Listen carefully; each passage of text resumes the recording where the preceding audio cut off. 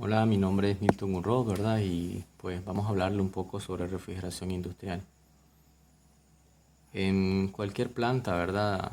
De refrigeración industrial con amoníaco, vamos a encontrar circuitos básicos que nos van a ayudar a comprender a cualquier planta, ¿verdad? Porque tengan en cuenta que una planta que se dedica a lo que es carne de res, por ejemplo, quizás su planta tiene un sistema de refrigeración de amoníaco distinto a otra que se dedica a la langosta. Entonces tienen sus diseños y características peculiares y específicas. Entonces, pero a pesar de eso, pues nosotros podemos entender los circuitos básicos. Esos circuitos pues nos van a permitir poder entender cualquier planta a la cual nos vayamos a trabajar o queramos entender. Un circuito muy utilizado en el frío industrial es el de evaporador con recirculación por gravedad, que es el que tenemos aquí. Este circuito, la aplicación más clásica que van a encontrar es la producción de agua helada. Es decir, este circuito lo que se procura es, yo quiero lograr agua helada. Y esa agua helada puede ser utilizada para enfriar un proceso o pudiera ser para enfriar una máquina. Entonces, pero lo que yo quiero es lograr agua helada. Entonces, si ustedes se fijan en el circuito, aquí tenemos tenemos algunas partes que sería bueno pues distinguirlas. Una de esas partes son el tanque, donde está almacenada el agua que va a ser enfriada. Aquí podemos ver que esta es la entrada del tanque, donde tenemos el agua que viene a una temperatura, es enfriado y sale por aquí. Sale el agua a una baja temperatura, sale agua helada. En el tanque está sumergido un evaporador. El evaporador que está sumergido aquí es del tipo inundado. También podemos ver en el dibujo que tenemos aquí esto que se conoce como tanque o recipiente separador. Y aquí representamos una válvula esférica o de globo que son utilizadas para el servicio. Si se desea dar servicio a este evaporador, intercambiarlo, entonces se cierran estas y se hace el servicio debido. Bueno, para poder entender un poco mejor este circuito, vamos a comenzar con el más básico. Y es imaginarnos que estamos en un circuito de compresión simple. Ya saben que el circuito de compresión simple es un compresor, un condensador, un elemento de expansión. Y aquí tenemos el resto del circuito que es el que vamos a estudiar principalmente.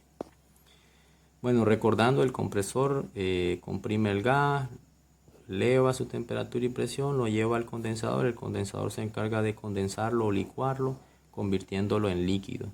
Ya garantizado ese líquido, es enviado a un elemento de expansión. En este caso, en este tipo de circuito, que es uno básico, uno de los primeros, utiliza una válvula de expansión por flotador. ¿Ya? Entonces llega del condensador a la válvula de expansión por flotador, y la válvula de expansión por flotador va a alimentarme de líquido a este recipiente que está aquí, formando una columna de líquido. Entonces, esto que está aquí sería mi entrada de líquido de amoníaco, ¿verdad? Esto que está aquí. Entonces, esta es mi entrada de líquido de amoníaco. Cuando el líquido amoníaco entra en el tanque separador, se crea un nivel de líquido de amoníaco. A ese nivel de líquido de amoníaco lo vamos a conocer como columna de líquido, ¿ya? Para ir relacionando algunos términos. Entonces tenemos la columna de líquido de amoníaco, un nivel. Esta tubería que está aquí, esta tubería es donde se van a extraer los vapores de amoníaco. Cuando son extraídos los vapores de amoníaco en esta tubería, van a ir, como estamos en un sistema de compresión simple, van a ir al compresor. Entonces aquí se succionan los vapores al compresor y el compresor vuelve a comprimirlo, lo manda al condensador a condensarlo al elemento de expansión, que es una válvula de expansión por flotador, y nuevamente lo alimenta de líquido aquí. Ahí estamos claros, ¿verdad?, en lo que funciona. Entonces ahora vamos a esta parte, a este circuito, que es algo que debemos ir entendiendo, ¿verdad? Bueno, comencemos con el separador.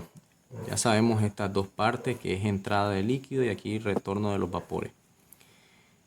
Cuando se crea un nivel de líquido o una columna de líquido, hay algo que se tiene que vigilar, y es la distancia que debe haber entre esta columna y la entrada de los vapores.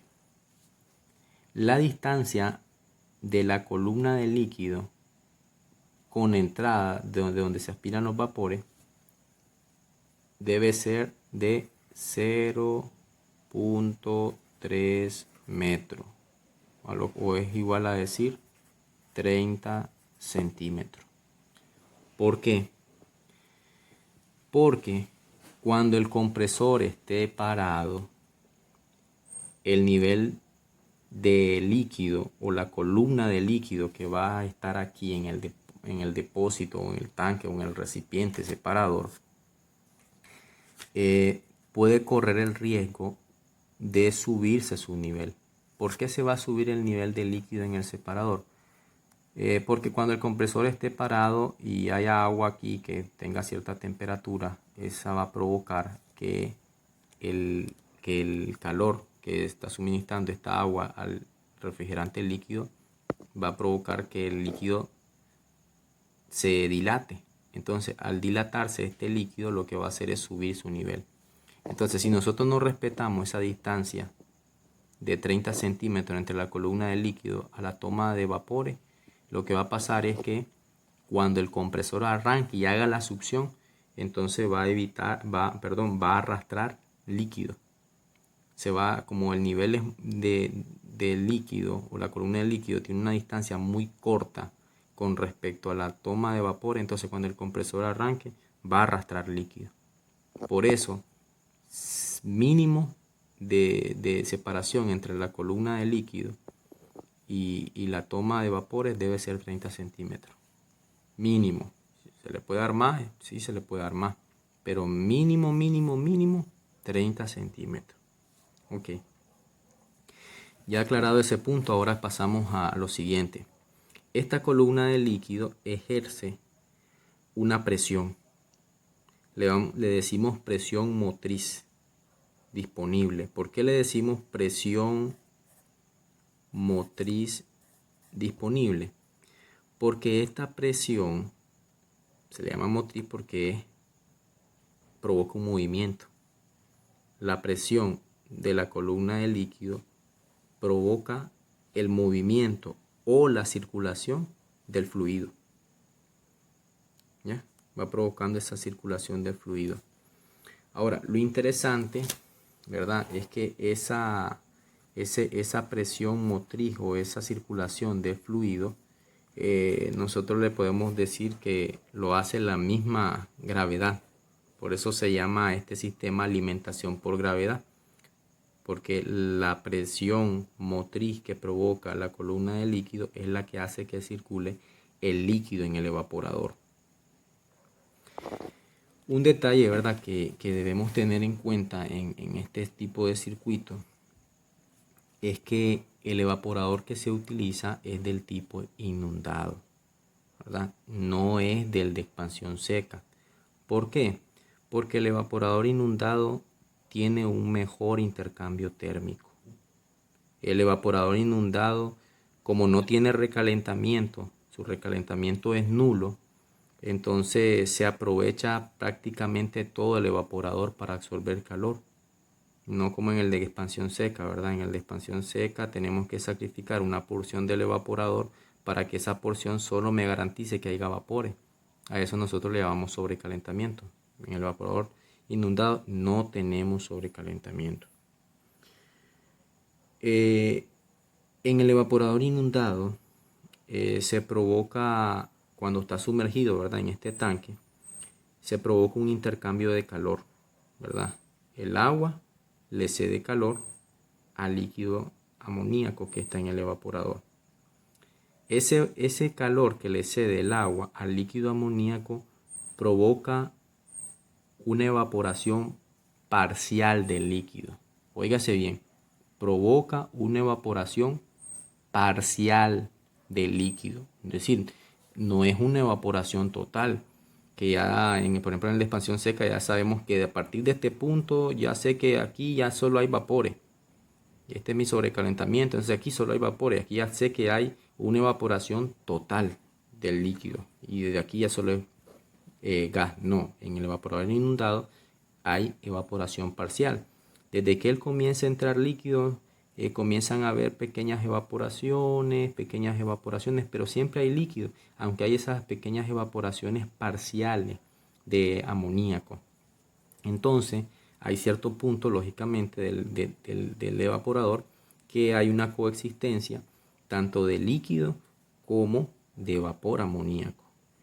Cuando ya tenemos esa combinación pues, de líquido, lo que ocurre es que se vuelve a retornar por esta tubería que va a ingresar al tanque, al recipiente o al depósito separador. Entonces, ¿qué va a pasar? El líquido que viene para acá va a caer y se va a unir con la columna de líquido que tenemos aquí. El líquido cae y se une con esta. Y el vapor no se va a caer aquí, el vapor va a irse hacia arriba, a las partes superiores, para que sea absorbido por esta tubería. Entonces, como vemos, así funciona, ¿verdad?, este circuito. Hay dos cosas que, datos que se toman en consideración en el diseño. El primer dato es con respecto a la velocidad que va a tener aquí el desplazamiento o la circulación del fluido, ¿verdad? Ella está a una baja velocidad.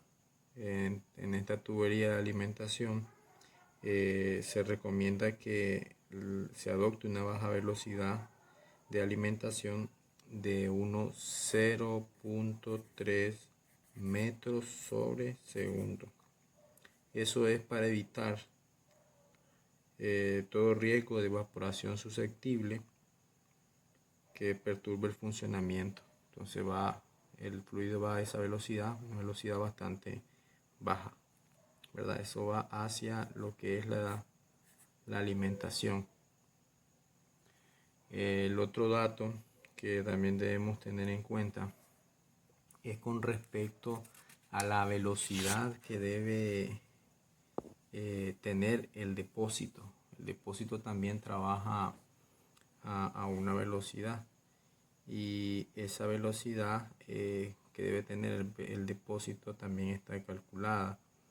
La velocidad del fluido, ¿verdad?, que debe tener este depósito está entre los 0.5 metros sobre segundo. Esa es la velocidad a la cual el fluido va a estar viajando y va a estar retornando por la tubería de aspiración. Eso con el objetivo, ¿verdad?, de que no absorba, con esa velocidad no absorba parte del líquido a la tubería de toma de aspiración. Otro detalle que hay que tener en cuenta es que no solo el líquido que ha sido evaporado y que viene aquí en forma de vapor es el único que va a subir a la parte superior del depósito. La propia columna de líquido se evapora parte de ese líquido y crea, ¿verdad?, vapores de amoníaco. Y también la alimentación que viene de la expansión viene pequeñas porciones de evaporación, vienen evaporaciones parciales. Entonces, ¿qué pasa? Esos vapores que salen un poco de aquí y lo que viene de la evaporación parcial debido a la extracción de calor en el evaporador que está sumergido en el tanque de agua, todos esos vapores se suman. Entonces, todo ese vapor total, la totalidad de esos vapores que están en la parte superior del depósito son absorbidos por la tubería de aspiración que va al compresor. Y esta tubería de aspiración que va al compresor, hay que recordar, ¿verdad?, que en estas instalaciones es corta y va aislada, ¿verdad? Limitando así el recalentamiento en la aspiración del compresor, porque recuerden que aquí tenemos un sistema de compresión simple y volvemos a reiterar, no confundir el recalentamiento de la aspiración del compresor con el recalentamiento de evaporador, porque aquí no existe. Solo ese detalle. Espero que la explicación haya quedado bastante clara. Si hay preguntas o algún comentario o dudas, pues estamos disponibles para poder contestarlas. Ok, adiós. Hasta el próximo video.